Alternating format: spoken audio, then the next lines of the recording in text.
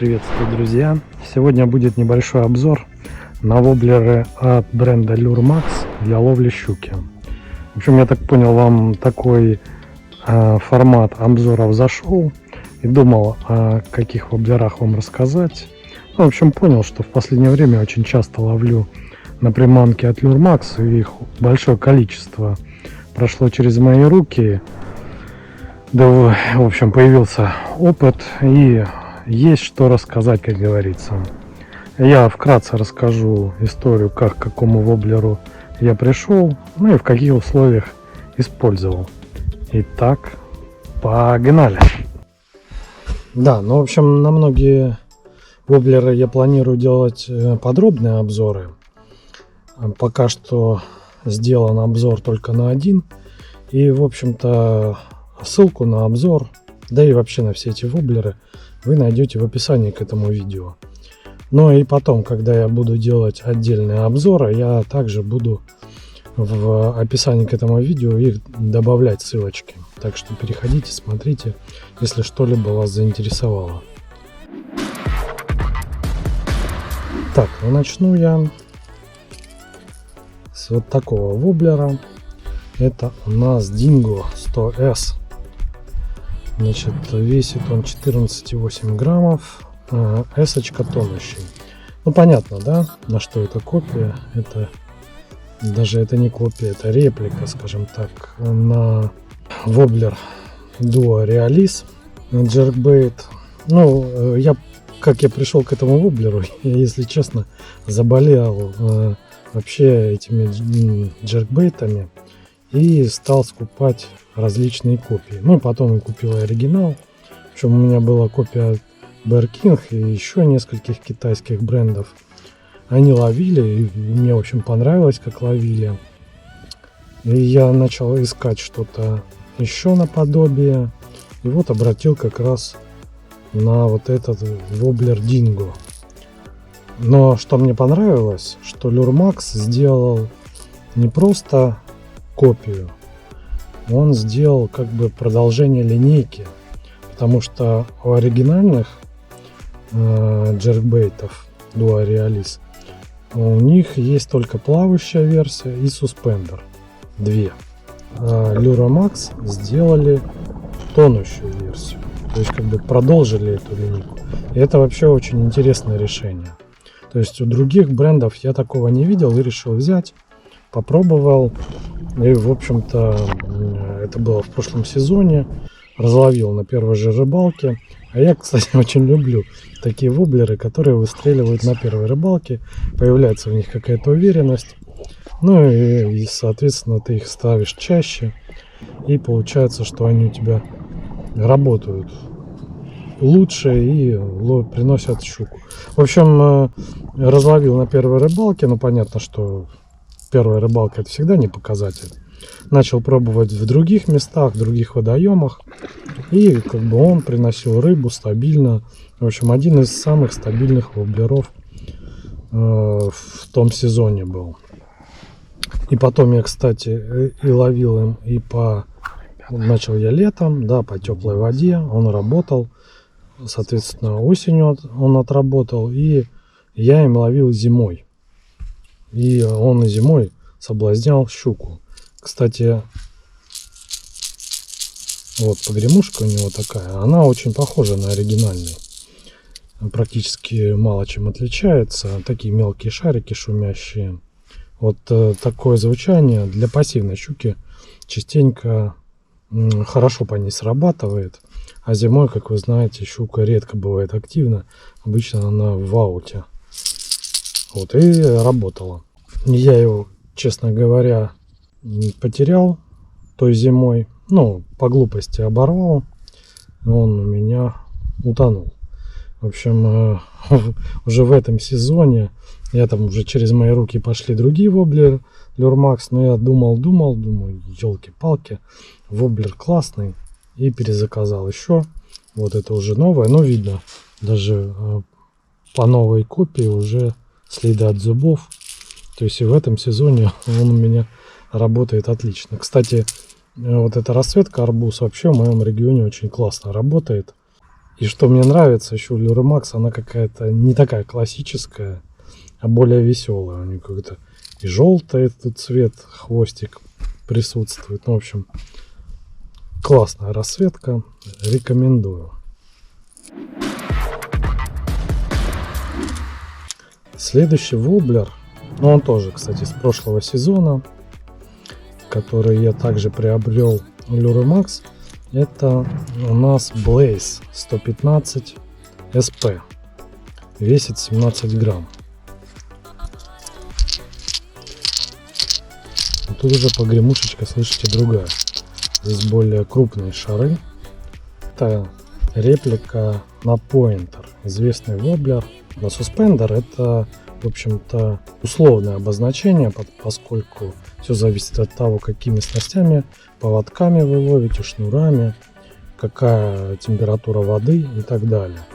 Но вот у меня он, в моих условиях, он медленно тонущий. Значит, покрытие у него отличается от предыдущего воблера, блестящее.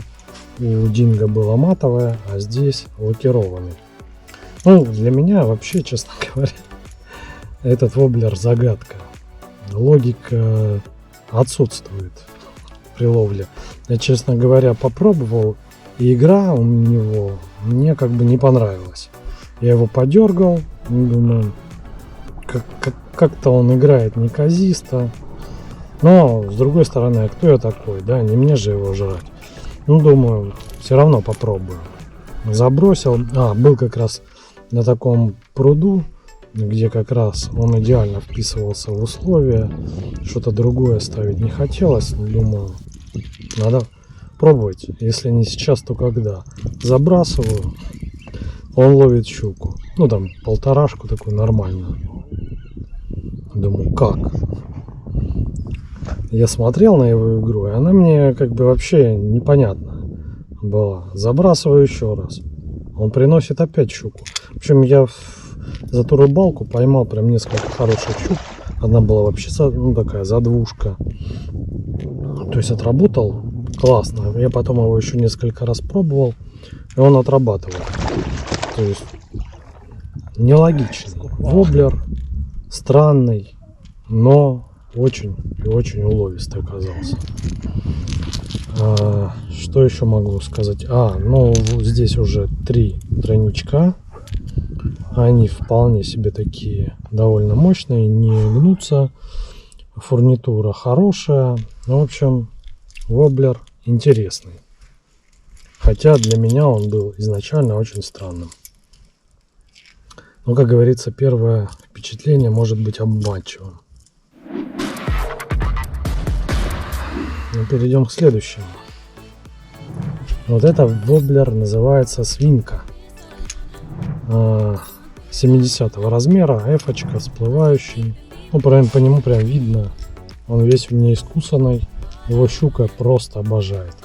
Я вообще, кстати, хотел сказать, что Lure Max молодцы. Они назвали так, дают название интересное своим приманкам. Этот воблер, собственно, я купил из-за названия.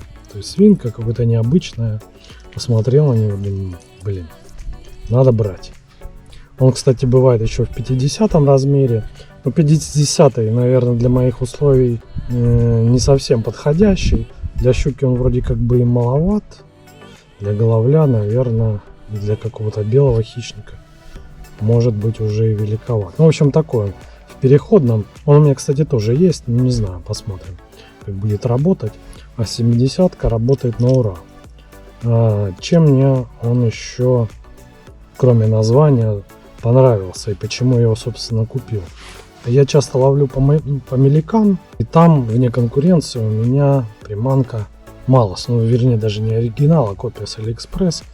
Ловит щуку отлично. Ловит, ну, собственно, по очень конкретным таким меликам. Лучше всего работает на равномерной проводке, на небыстрой. Собственно, эта свинка, это по сути такой большой крэнк. Похоже, это тоже что-то по мотивам крэнков от Юзури. Вот. И тоже он работает на равномерке, но идет чуть глубже. То есть он где-то до 80 сантиметров заныривает, а Малос до максимум 20. Это, в общем-то, не конкурент Малосу, в общем, дополнение. Он может идти глубже, облавливать те зоны, где Малос будет бесполезен. В общем, была такая логика. Я его купил и, как водится, разловил на первой же рыбалке.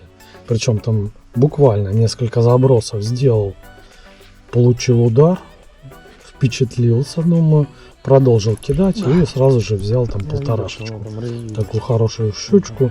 И на той рыбалке он мне еще в нескольких местах сработал. В общем, вселил в себя надежду, потом ловил. Ну вот по неглубоким участкам теперь у меня один из основных воблеров. Уже все, я от него уже не откажусь. Это лежит у меня в основной коробке. Воблер отличный, для меляков классный. Работает тоже. Работала у меня две проводки очень хорошо. Обычная равномерка и равномерка с небольшим рывком. То есть крутишь, делаешь рывок. Но такая работает, она лучше даже, чем просто равномерка, но не везде проходит. Если есть трава, вот этот сбой, он обычно зацеп за траву делает. Поэтому, если место более-менее чисто, пробуйте вот такую проводку. Воблер классный, рекомендую. Так, ну вот, герой, кстати, той же рыбалки, на той же рыбалке, что и свинка, был разловлен. Это у нас воблер Ратри, 102 размер, СПшка, весит 13 грамм. Интересный воблер, мне прям он сразу понравился. Дело в том, что он как бы и летает прилично, и летит не вихляя, все четко. Куда забросил, туда и летит. И на проводке он очень на твичинге легко управляемый. Вообще, мне кажется, один из лучших воблеров для твичинга для новичков. Его стихия — это твичинг, рывки. На рывках, вот, даже стандартная вот эта рывковая проводка, 2 рывка пауза.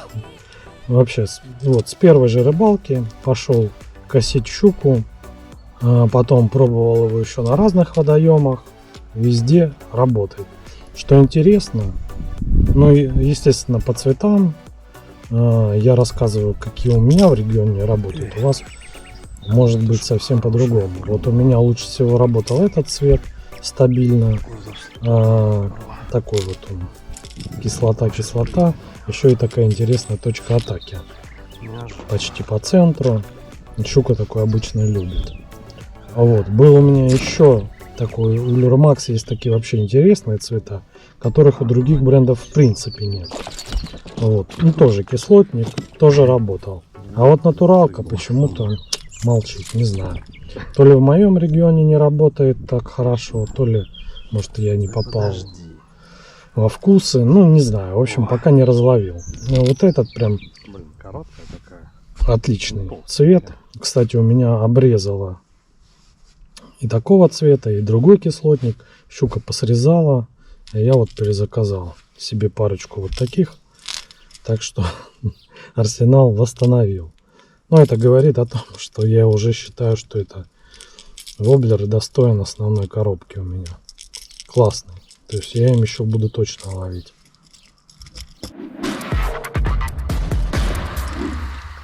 Вот еще интересный воблер. Называется он Machete 115 SP. Ну, опять же, говорю SP, а у меня он медленно тонущий. Воблер интересный. Похоже, это, кстати, своя разработка. Я ничего подобного помнить не могу.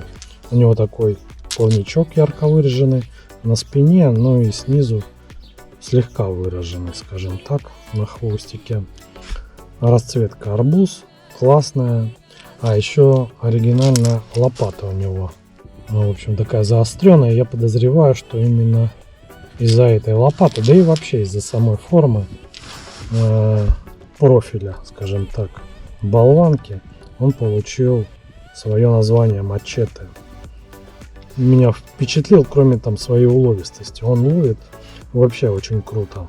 У меня спиннинг Daiwa Ninja с тестом от 10 до 30 грамм. Этот воблер, мне кажется, идеально вписался к моему спиннингу. То есть он по нагрузке хорошо его нагружает, на проводке хорошо идет. Воблер идеально оказался под мой спиннинг. Летает очень далеко, но все-таки, да, 18,5 грамм. Летит просто как пуля. Тоже четко, не вихляясь. И на проводке твичится просто прекрасно. Да, основная его, конечно, проводка — это твичинг. Различные варианты рывков. Я был на одном таком интересном пруду, он очень глубокий. Но там щука по осени не ушла на глубину, а выходила именно в прибрежную зону. Ну там где-то от полуметра до 2. Вот такая как бы глубина была. Там, похоже, скапливался малек, и она там охотилась. Этот воблер там разрывал просто. Выкашивал. Кстати, вот послушайте, какая погремушка. Такие довольно крупные шары. Это, в общем-то, не магнитка, как я понимаю, у него там система дальнего заброса обычная, но сделано качественно, улетает, дай бог. В общем, отличный воблер, рекомендую.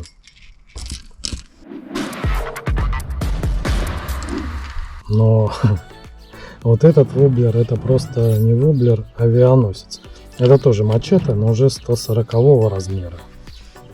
И весит он целых 31 грамм. Это F-ка, он всплывает. Блин, этот воблер мне понравился с первого взгляда.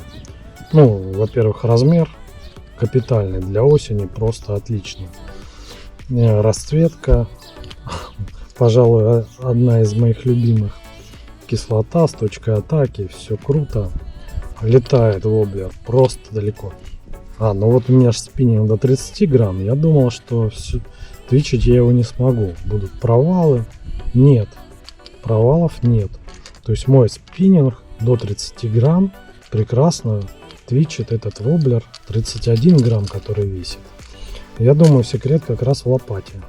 Вот в этих, то, что оно так заостренное, хорошо рассекает воду. То есть воблер получается не упористый. Идет очень круто под водой. И щук соблазняет. Тоже очень круто. Но я так думаю, что больше для такой активной щуки. Можно попробовать и пассивную ловить. Но поскольку я ловил активную, у меня она работала классно. А вот по пассивной, я думаю, было бы неплохо, если бы сделали суспендер. То есть я вот жду, вдруг инженеры Lure-Max продолжат эту линейку и сделают суспендер. Я прям очень хочу этот воблер. Если сделают, куплю обязательно. Для чего мне нужен суспендер? Чтобы делать паузы более длинные, чтобы выманивать уже такую пассивную щуку. Длинные паузы, замедлять проводку. Блин, суспендер был бы вообще один. Конечно, уже на 140 размере, наверное, хотелось бы видеть 3 тройника. Здесь, конечно, Lure-Max попытался выйти из положения тем, что поставил тройники довольно такие здоровые. Особенно первый тройник. Поскольку у меня, кстати, было несколько сходов щук. Не знаю, связано ли это с крючками. То, что их не так много на таком большом куске пластика. Но возможно. Ну, посмотрим. Не так много еще рыбалок я с ним провел. Как говорится, практика покажет. Но, в принципе, вариант рабочий. Тоже такие довольно большие шары. Воблер классный. Щуку косит. Все, ребят, обзор подошел к концу. В общем-то, это все, что я хотел вам рассказать. о воблерах Lurmax для ловли щуки, которые у меня отлично работают. В общем, весь этот набор у меня прекрасно ловит. Если вас что-то заинтересовало, можете выбирать. Ну а в комментах, пожалуйста, пишите, делитесь своим опытом. Возможно, вы уже тоже ловили такими воблерами. Кроме этого, пишите, на какие из воблеров сделать вам обзоры. Я обязательно сделаю. Ну, в общем, если обзор вам понравился, ставьте лайк, подписывайтесь на этот канал и на мой телеграм-канал. А у меня на этом все. Всем счастливо, всем пока!